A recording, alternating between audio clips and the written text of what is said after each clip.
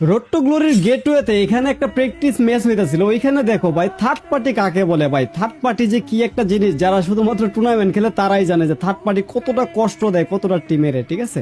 এখানে দেখো ফ্লিকার কিন্তু সামনে যাইতেছিল। এখানে বামে যদি তোমরা ম্যাপের দিকে তাকাও, ম্যাপে দেখতে পাইবা বানিতিপুরের স্কোর ও দিবস গেমিং এর স্কোর কিন্তু চলে আসছে। এখানে কিন্তু বাংলাদেশ টপনের কিন্তু রাত বাই নক, তারপর রায়হানরে কিন্তু ফ্লিকারে একটা জোস একটা হেড মারছিল। এখানে কিন্তু ফ্লিকার একটা জোস গেম প্লে দিছে দেখো, মানে পুরো একদম কুপায় দিতে চাইছিল, বাট পুরো একা কি করবো কো। এখানে সবাই নক, আর দিক দিয়ে কিন্তু শুভ একমাত্র বাইচা আছে। এখানে ফ্লিকারে দেখো 3টা প্লেয়ারের নক দিয়ে দিছে, লাস্টে ফ্লিকার নক। আর এদিক দিয়ে আমাদের শুধুমাত্র বাংলাদেশ টপনের শুভ বাইচা ছিল। শুভরে আবার মারছে কি হিটলিস্ট ভাই। হিটলিস্ট মারার আর টাইম পাইলো না, ঠিক আছে। দিবস গেমিং কিন্তু হিটলিস্ট মারছে, ওর কাছে কিন্তু টোকেনও নাই শুভর কাছে।